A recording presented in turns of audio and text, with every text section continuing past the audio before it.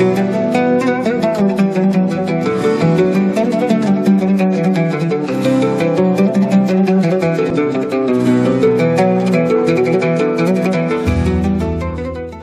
একটি মেয়ের গল্প যে কাপড় সেলাই করে তার জীবন অতিবাহিত করত। তারপর তার জীবনে এক জিন এলো আর তার জীবনটা বদলে গেল। এই গল্পটা জানবার জন্য আমাদের সঙ্গে থাকুন। গল্পটা শুরু হচ্ছে এক পুরাতন গ্রামে। গ্রামটা ছিল সাধারণ এবং পুরাতন, কাঁচা রাস্তা, মাটির বাড়ি আর এদিক ওদিক ছড়ানো ক্ষেত। এই গ্রামেরই এক কোণে একটা সাধারণ মাটির বাড়ি ছিল, যেখানে মেহেরিন তার বৃদ্ধা এবং অসুস্থ আম্মার সঙ্গে থাকত। মেহেরিনের আব্বা মারা গিয়েছিল 4 বছর আগে। আব্বা চলে যাবার পর সংসারের বোঝা এসে চেপেছিল মেহেরিনের কাঁধে। তার আম্মা একটা কঠিন অসুখে ভুগে বিছানায় পড়ে গিয়েছিল। আম্মার চিকিৎসার জন্য না টাকা ছিল না কোনো সাহায্য। মেহেরিন দিনরাত পরিশ্রম করত, লোকজনের কাপড় সেলাই করত, ছুঁচ সুতো দিয়ে ছিঁড়ে যাওয়া স্বপ্নগুলো সেলাই করত। গ্রামের লোক তার পরিশ্রমকে সাধুবাদ জানাত, কিন্তু হতাশার অন্ধকার তার বাড়ি ছেড়ে যেতে চাইত না। আজও সন্ধ্যা নেমে এসেছিল, গ্রামের আকাশে সূর্য ডুবে আসছিল আর সন্ধ্যাবেলার নরম আলো মাটিতে ছড়িয়ে পড়ছিল। মেহেরিন তার ছোট্ট ঘরে সেলাই মেশিনের সামনে বসেছিল। সারাদিন ধরে সে মেশিনের সামনে ঝুঁকে বসে সেলাই করে চলেছে। তার সামনে গ্রামের মহিলাদের কাপড় চোপড় পড়েছিল, যেগুলো আজই মেরামত করে দেবার কথা। মেশিনের একটানা আওয়াজ ঘরের নৈঃশব্দকে ভেঙে চারপাশে ছড়িয়ে পড়ছিল।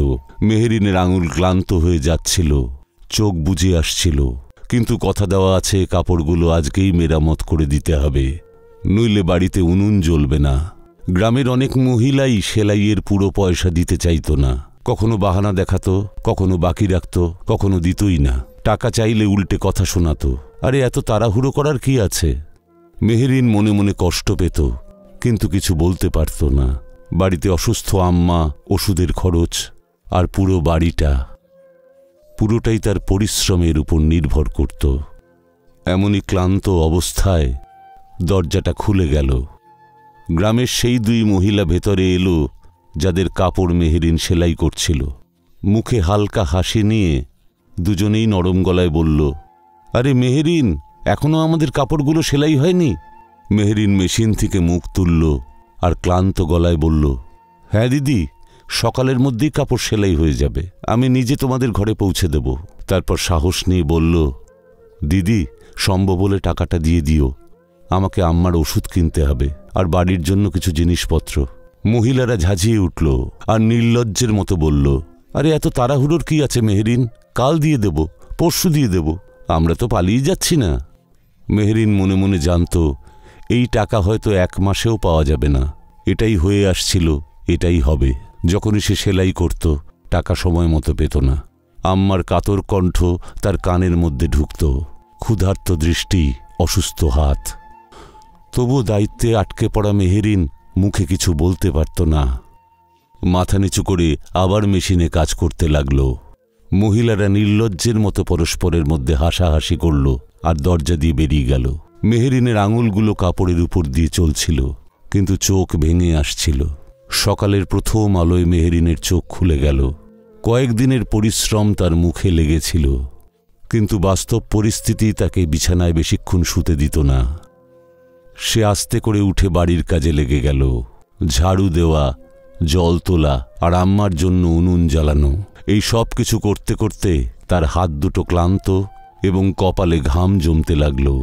কাজ শেষ করে মেহেরিন কাপড়ের বোঝাটা তুলল, যেগুলো সে রাত জেগে সেলাই করেছে, আর জোর কদমে গ্রামের গলি দিয়ে হাঁটা শুরু করল। হাওয়ায় হালকা ঠান্ডা ছিল আর মাটির গন্ধ চারদিকে ছড়িয়ে পড়েছিল, কিন্তু মেহেরিনের মুখে কোনো আনন্দ ছিল না, শুধু হতাশা, কেবলই নৈঃশব্দ। সে মহিলাদের দরজায় পৌঁছে গেল। বুকে ধুকপুকুনি নিয়ে সে দরজা ধাক্কাল। মহিলারা হাসতে হাসতে বেরিয়ে এলো। মেহেরিন তাদের হাতে কাপড় তুলে দিল আর নরম গলায় বলল, দিদি, আমার টাকা দিয়ে দাও, কাজ তো হয়ে গেছে। কিন্তু মহিলারা হেসে উঠল, আরে এত তাড়াতাড়ির কি আছে, পরে দিয়ে দেব, এখন ব্যস্ত আছি। মেহেরিনের মন ভেঙে গেল, কিন্তু মুখে কিছু বলল না। সে কাপড়ের বোঝা কোলে তুলে নিল। গ্রামের গলিপথ ধরে সে বাড়ির দিকে ফিরছিল। হঠাৎই তার মনে হলো কেউ তার পেছনে আসছে। সে চমকে পেছনে তাকালো, কিন্তু পেছনে খালি গলিটাই পড়েছিল, শুধু হাওয়া দিচ্ছিল। সে নিজেকে বোঝালো হয়তো এটা মনের ভুল, আর জোরে হাঁটতে লাগলো। বাড়ি পৌঁছে সে আম্মাকে ওষুধ দিল, সে কেমন আছে জিজ্ঞেস করল, আর একটু বাদেই উঠোনের পাশে গাছের নিচে সেলাই মেশিনটা রেখে সে আবার কাজে বসল। কিন্তু আজকের দিনটা অন্যরকম ছিল। যখনই সে মেশিনের দিকে ঝুঁকছিল, তার মনে হচ্ছিল কেউ যেন তাকে লুকিয়ে লুকিয়ে দেখছে, কিন্তু সে দেখতে পাচ্ছিল না। সে বারবার চোখ তুলে এদিক ওদিক তাকাচ্ছিল। গাছ, বাড়ির দেয়াল, খোলা উঠোন, কিন্তু কোনো দিকে কেউ নজরে পড়ছিল না। তার মন অস্থির হচ্ছিল, একটা অজানা আশঙ্কায় সে কেঁপে উঠছিল। বারবার এমনটা মনে হচ্ছিল কেউ যেন এসে কাছে দাঁড়িয়েছে। তার শ্বাসের আওয়াজ পাওয়া যাচ্ছিল, আর যেই সে ঘুরে তাকাচ্ছিল সবকিছু সাধারণ লাগছিল। এই অস্থিরতা নিয়ে কয়েক ঘন্টা কেটে গেল। ওই দিন মেহেরিনের কোনো কাজ সময় মতো শেষ হলো না। মেশিনের সূঁচও যেন ক্লান্ত হয়ে আটকে যাচ্ছিল। কাপড়ের সেলাই সম্পূর্ণ হচ্ছিল না। সন্ধেবেলায় ক্লান্ত হয়ে মেশিন আর কাপড় এক জায়গায় রেখে মেহেরিন রান্নাঘরে গিয়ে কাজে লেগে গেল। খাওয়া দাওয়ার পর সে বিছানায় শুয়ে পড়ল, কিন্তু মনের মধ্যে এক অদ্ভুত অস্থিরতা চলছিল। চোখ বন্ধ করতে করতে সে নিজেকে বলছিল, না, এটা ভুল, এটা ক্লান্তি, আর কিচ্ছু নয়। রাত গভীর হলো, আর মেহেরিন গভীর ঘুমে চলে গেল। সকালে যখন সে উঠল, তখন এমন দৃশ্য সে দেখল যাতে তার চোখ বিস্ফারিত হয়ে গেল। সে অবাক দৃষ্টিতে তার মেশিনের সামনে দাঁড়িয়ে পড়ল। কাল মেশিনের সামনে অসম্পূর্ণ যে কাপড়গুলো সে রেখেছিল, আর যেগুলোর কোনো কাজই সে করেনি, সেগুলো সমস্ত পরিষ্কার পরিচ্ছন্ন অবস্থায় সেলাই করে রাখা। মেহেরিন বিস্ময়ে হতবাক হয়ে গেল।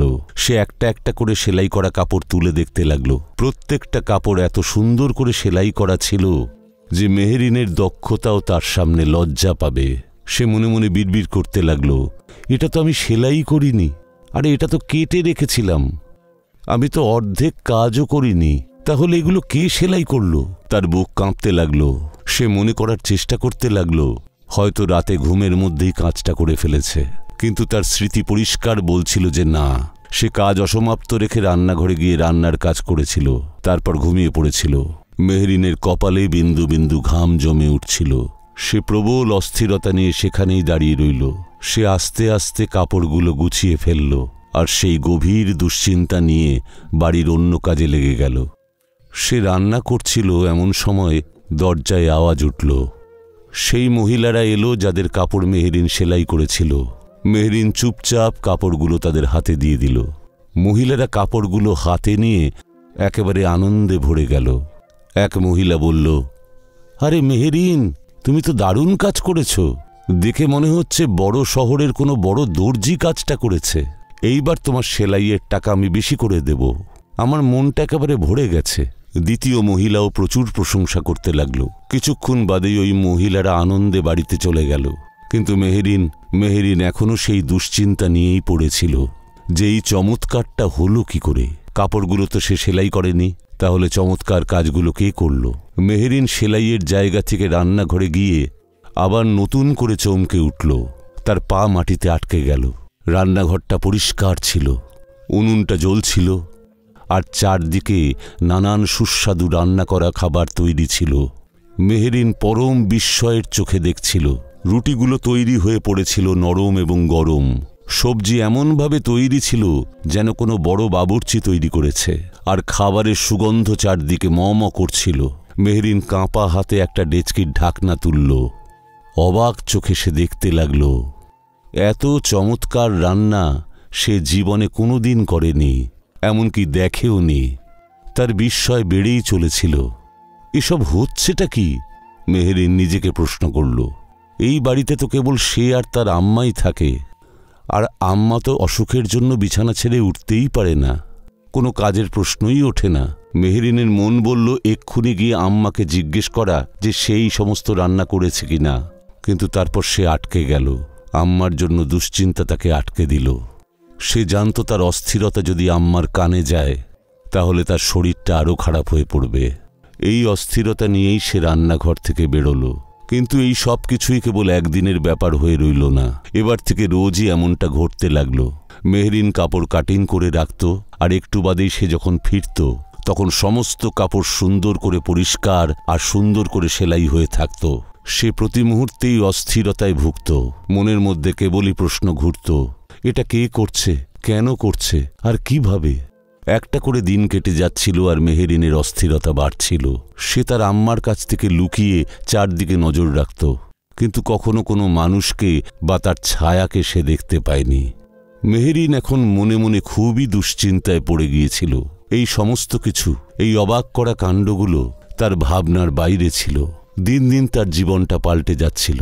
আগে সে সারাদিন মেশিনের সামনে ঝুঁকে পড়ে কাপড় সেলাই করত আর কম টাকা রোজগার করত, আর এখন এমনটা হয়েছিল সমস্ত কাজ আপনা আপনি হয়ে যেত।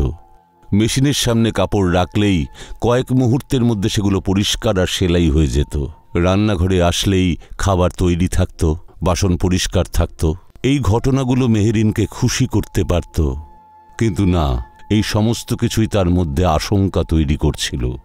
এমন একটা আশঙ্কা যে তার বাড়িতে অন্য কারোর অস্তিত্ব রয়েছে। এখন পরিস্থিতি এমন দাঁড়ালো যে একদিনে 10টা স্যুট তৈরি হয়ে যেত। কাজ বেড়ে গিয়েছিল, টাকা আমদানিও বেড়ে গেছিল, কিন্তু মেহরিনের অস্থিরতাও বাড়ছিল পাল্লা দিয়ে। একদিন সন্ধ্যাবেলায় যখন হাওয়া বন্ধ হয়ে গিয়েছিল আর আকাশে মেঘ করেছিল, মেহরিন নিজের ঘরে বসেছিল। সেলাই মেশিনের পাশে কিছু কাপড় কাটিং করে রাখা ছিল। সে জানত পরদিন সকালে সমস্ত কাপড় সেলাই হয়ে যাবে, যেন কেউ চুপচাপ রাতের বেলায় তার সমস্ত কাজটা করে দিয়েছে। কিন্তু আজকে রাতে, আজকে তার চোখে কিছুতেই ঘুম আসছিল না। মনের মধ্যে একটা অন্য আশঙ্কা ঘুরে বেড়াচ্ছিল। এটা কি, কেন এই সমস্ত করছে আমার জন্য? এটা কোনো অশরীরই নয় তো? মেহরিন অস্থিরতা এদিক ওদিক করতে লাগল। কখনো বালিশ চেপে ধরল, কিন্তু অস্থিরতা বাড়ছিলই সমানে। হঠাৎ করেই যেন এমনটা মনে হলো যে কেউ তার হৃদয়ের মধ্যে কেউ একটা চিন্তা ঢুকিয়ে দিয়েছে। সে নিঃশব্দে বিছনা ছেড়ে উঠল, বুকে ধুকপুকুনি নিয়ে দরজাটা খুলল। কিন্তু মেহরিনের চোখ আটকে গেল সামনের দিকে তাকিয়ে, যেখানে সেলাই মেশিন পড়েছিল। আর তারপর মেহরিনের রক্ত যেন জমাট বেঁধে গেল, গায়ের লোম খাড়া হয়ে গেল। সে দেখতে পেল সেলাই মেশিনের সামনে বসে আছে একটা অদ্ভুত চেহারা। এমন চেহারা যা না মানুষের না জন্তুর। আর সেই অদ্ভুত দর্শন জীব প্রচণ্ড তাড়াতাড়ি সেলাই করছিল, এত দ্রুত যে মানুষের চোখের দৃষ্টি তাকে অনুসরণই করতে পারে না। মেহরিনের পা দুটো অবশ হয়ে গেল। সে বিস্মিত হয়ে সেখানেই দাঁড়িয়ে রইল। হৃদস্পন্দন বেড়ে গেল, সারা শরীর ঘেমে উঠল। কোন রকমে সাহস সঞ্চয় করে সে কাঁপা কাঁপা পায়ে ফিরল। টলতে টলতে ঘরে এলো, দরজা বন্ধ করল আর জড়সড় হয়ে বসে পড়ল। কম্পিত কণ্ঠে আয়াতুল কুরসি পড়তে শুরু করল। চোখ দিয়ে সমানে জল ঝরতে লাগল। মেহরিনের জন্য এই দৃশ্যটা একটা ভয় ধরানো নিয়তি ছিল, এমন নিয়তি যা তার জীবনের সঙ্গে জুড়ে গিয়েছিল।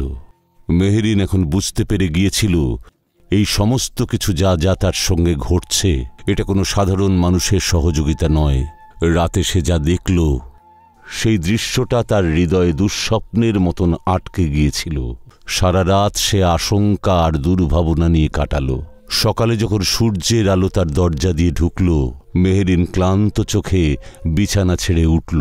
তার মুখে ক্লান্তি এবং আশঙ্কা দুটোই ছিল। সে অস্থিরতা নিয়ে রান্নাঘরের দিকে গেল। তার মনে হচ্ছিল আজ হয়তো সমস্ত কিছু ঠিকঠাকই থাকবে, কিন্তু যখনই সে এগোলো সামনের দৃশ্য দেখে তার সমস্ত আশাই উবে গেল। রান্নাঘর পরিষ্কার পড়েছিল, উনুনে টাটকা জল খাবার রাখা ছিল, চায়ের সুগন্ধ চারপাশে ছড়িয়ে পড়েছিল, বাসনপত্র সব মাজা, সমস্ত জিনিস সাজানো। মেহরিনের হাত কাঁপতে লাগল। মনের মধ্যে আবার সেই আশঙ্কা বেড়ে গেল, চোখে আবার জল চলে এলো। কিন্তু সে নিজেকে বলল, এটা কতদিন, এভাবে কতদিন চলবে? মেহরিন ক্লান্ত স্বরে নিচু গলায় নিজেকে বলল। এখন সে জেনে ফেলেছিল কোনো জিন কিংবা অশুভ আত্মা নিঃশব্দে তার জীবনে প্রবেশ করে গিয়েছে। তার সমস্ত কাজেই সে হাত লাগাচ্ছে, বিনা প্রত্যাশায়, বিনা আদেশে। ওদিকে সে যখন আবার সেলাই মেশিনের কাছে গেল, গিয়ে দেখল সমস্ত কাপড় চোপড় পরিষ্কার এবং সুন্দর করে সেলাই করে রাখা। এত সুন্দর সেলাই, এত সুন্দর দেখতে যে মেহেরিন নিজেই অবাক হয়ে গেল। কাপড়ের সঙ্গে সঙ্গে মেহেরিনের সুনামও গ্রামের সর্বত্র ছড়িয়ে পড়ল। যে মহিলারা একসময় টাকা পয়সা না দিয়ে মেহেরিনকে ফাঁকি দিয়ে সেলাই করিয়ে নিত, এখন নিজেরাই বলতো মেহেরিনের হাতের জাদু অন্যরকম। এখন তার কাছে কাপড় সেলাইয়ের চাহিদা বেড়েই চলছিল। বাড়ি বাড়ি থেকে অর্ডার চলে আসত। মহিলারা তাদের দামি দামি কাপড়, এমনকি নিকার জোড়ও তার কাছে দিত। আর একদিন চৌধুরীর বিবিও তার কাপড় মেহেরিনের কাছে পাঠালো। চৌধুরীর বিবি কেবলমাত্র তার অমূল্য কাপড় চোপড়ই মেহেরিনের কাছে পাঠালো না, বরং মোটা টাকা অ্যাডভান্স হিসেবে পাঠালো তার কাছে। এটা সেই মুহূর্ত যখন মেহেরিন তার ভাগ্যকে বদল হতে দেখছিল, কিন্তু সেই সঙ্গে তার মন একটা অদেখা স্বপ্ন নিয়েও মেতেছিল। সে জানত এই সমস্ত পাওয়াগুলি তার পরিশ্রমের পাওয়া নয়, এটা অন্য কারোর সাহায্য। পরদিন সকালে যখন মেহেরিন বাড়ি বাড়ি কাপড় পৌঁছে দিতে যাচ্ছিল, তখন তার কেবলই মনে হচ্ছিল যে কেউ একজন তার পেছনে হাওয়া দিচ্ছিল সনসন করে। আর একটা অদ্ভুত অনুভূতি, যেন একজনের ছায়া তার সঙ্গে প্রতি মুহূর্তে চলছে। কিন্তু ভয়ের বদলে মেহেরিন বুঝতে পেরেছিল এটা কি। সে জানত যে এটাই সে, যাকে সে এক রাতে নিজের মেশিনে বসে কাজ করতে দেখেছিল। এখন প্রতি মুহূর্তেই সে তার নিজের কাছে থাকে। কাপড় দেবার পর যখন মেহেরিন বাড়িতে ফিরল, তখন নিজের ঘরে এসে চুপচাপ বসে রইল, মাথা নিচু করল আর গভীর চিন্তায় ডুবে গেল। হঠাৎ করে এমনটা মনে হলো কেউ যেন তার কাছে এসে তার কানে ফিস ফিস করছে, আমাকে ভয় পাওয়ার কারণ নেই মেহেরিন, আমি তোমার শুভাকাঙ্ক্ষী। এটা শুনেই মেহেরিনের হৃদস্পন্দন বেড়ে গেল। এমনটা মনে হলো যেন শরীরের সমস্ত রক্ত শুকিয়ে গেছে। বুক ধড়ফড় অবস্থায় কোনো রকমে বলল, কে তুমি? কি চাইছো আমার কাছে? ঘরের মধ্যে নৈঃশব্দ বিরাজ করছিল। তারপরে একটা গমগমে গলা শোনা গেল, আমি আর কিছুই চাই না, কেবল তোমাকে চাই। মেহেরিনের হৃৎপিণ্ড ভেতর থেকে বেরিয়ে আসতে চাইছিল। সে কাঁপা গলায় বলল, তুমি যেই হও আমার সামনে এসো। হঠাৎ করে ঘরের ভেতর একটা অদ্ভুত গন্ধ ছড়িয়ে পড়ল, সঙ্গে অদ্ভুত ধোঁয়া। আস্তে আস্তে একটা চেহারা ফুটে উঠল। সেই চেহারা, সেই রাতে যাকে মেশিনের সামনে দেখা গিয়েছিল। মেহেরিনের মন দুশ্চিন্তায় ভরে উঠল। তবু সে নিজেকে সামলালো আর কাঁপা গলায় বলে উঠল, চলে যাও এখান থেকে, চলে যাও আমার জীবন থেকে। জিন এক পলক গভীর চোখে দেখল তাকে, তারপর ভারী গলায় বলল, কেন? আমি কখনো তোমার কোনো ক্ষতি করেছি? মেহেরিন ঝাঁঝিয়ে উঠে বলল, না, কিন্তু আমি তোমাকে আমার জীবনে সহ্য করতে পারছি না। আমি আমার কাজ নিজেই করে নেব, আমার কারোর সাহায্য চাই না। জিন এক মুহূর্ত চুপ করে রইল। তারপর তার চোখে যেন হতাশা ছড়িয়ে পড়ল। সে নরম গলায় বলল, আমি তো কেবল তোমাকে সাহায্য করছি, কিন্তু যদি তুমি চাও যে আমি চলে যাই তাহলে ঠিক আছে। তারপর সে আটকে গিয়ে স্বাভাবিক গলায় বলল, তুমি জানো কি, আমি তোমাকে প্রথম সেই মুহূর্তে দেখি যখন তুমি মেশিনে বসে কাপড় সেলাই করছিলে আর ওই মহিলারা তোমাকে কথা শুনিয়ে চলে গিয়েছিল। আমি গাছে বসে পুরো দৃশ্যটা দেখছিলাম। তখন মনে হলো তোমার সমস্যার একটু সমাধান করে দিই। মেহেরিনের চোখে জল এসে গেল। সে আস্তে আস্তে বলল, না, আমার কারোর সাহায্য চাই না, দয়া করে চলে যাও। কয়েক মুহূর্ত ঘরের মধ্যে নৈঃশব্দ ছড়িয়ে পড়ল। তারপর হঠাৎ ওই চেহারাটা, ওই জিন বিনা শব্দে ধোঁয়ায় মিলিয়ে গেল। মেহেরিন তার দৃষ্টি এদিক ওদিক রাখল, কিন্তু ঘরে কেউ ছিল না। কেবল ফাঁকা ঘর আর মেহেরিনের হৃৎস্পন্দন ছাড়া কিচ্ছু শোনা গেল না। এখন তার মনে আশঙ্কাও ছিল, অস্থিরতাও, যে এই বিষয়টা কি এখানে শেষ হলো নাকি এখান থেকে অন্য সমস্যার শুরু। পরদিন সকালে যখন মেহেরিন তার নিজের ঘরে এলো, তখন একটা অন্য জিনিসের দিকে তার নজর গেল। সামনে মেঝের উপর একটা পুরনো কাঠের বাক্স পড়েছিল। মেহেরিন আটকে গেল। হৃৎস্পন্দন এক মুহূর্তের জন্য থমকে গেল। সে আস্তে আস্তে বাক্সের সামনে এলো। কয়েক মুহূর্ত সেখানে দাঁড়িয়ে রইল। তারপর সাহস নিয়ে বাক্সের ঢাকনা খুলল। যেই বাক্সের ঢাকনা খুলল, মেহেরিনের চোখ বিস্ফারিত হয়ে গেল। হৃৎস্পন্দন বেড়ে গেল। বাক্সের মধ্যে এমন মূল্যবান হিরে রাখা ছিল যা চোখ ঝলসে দিচ্ছিল। এমন উজ্জ্বলতা সেই হীরের, যা মেহেরিন না কোনোদিন স্বপ্নে দেখেছে না বাস্তবে। চারদিকে আলোয় আলোকিত হীরেটা দেখতে দেখতে মেহেরিনের পায়ের তলা থেকে মাটি সরতে লাগলো। সে এক জায়গায় দাঁড়িয়ে এক দৃষ্টে হীরেটাকে দেখতে লাগলো। আর তখনই হাওয়ার মধ্যে সেই ফিসফিসানি শোনা গেল। ধোঁয়ার মধ্যে দেখা গেল সেই জিনকে। আবার সে ফিরে এসেছে। সে ভারী গলায় বলল, এটা আমার তরফ থেকে তোমার জন্য উপহার, এটা নিয়ে নাও। আমি চলে যাচ্ছি বরাবরের মতো, কেবল এই শেষ চিহ্নটুকু তোমার কাছে থাকতে দাও। এই কথা বলে ওই জিন নিঃশব্দে ধোঁয়ার মধ্যে হারিয়ে গেল। এমন মনে হলো যেন কোনোদিন ছিলই না। মেহেরিন ওই হীরেটাকে নিয়ে দাঁড়িয়েছিল, হাতে বাক্স আর মনে অনেক প্রশ্ন। কয়েক মুহূর্ত পর সে যখন নিজেকে সামলালো, তখন তার দৃষ্টি গেল বাক্সের মধ্যে রাখা চিঠিটার দিকে। সে কাঁপা হাতে চিঠিটা তুলল, খুলল আর পড়তে লাগল। চিঠিতে লেখা ছিল, এটা আমার তরফ থেকে উপহার, তুমি গ্রহণ করো। ফেলার দরকার নেই, যদিও এইগুলি আমার কাছে সমস্ত মামুলি জিনিস। আল্লাহ তোমাকে ভালো রাখুন, আমি চলে যাচ্ছি বরাবরের মতো। চিঠিটা পড়তে পড়তেই মেহেরিনের নিজেকে কেমন একা মনে হলো। অজান্তেই চোখে জল এলো। সেই সন্ধ্যায় মেহেরিন তার অসুস্থ আম্মাকে সমস্তটা বলল। আম্মা অস্থির হয়ে সব শুনল। চিন্তার সঙ্গে তার মনে আশার আলোও ছিল।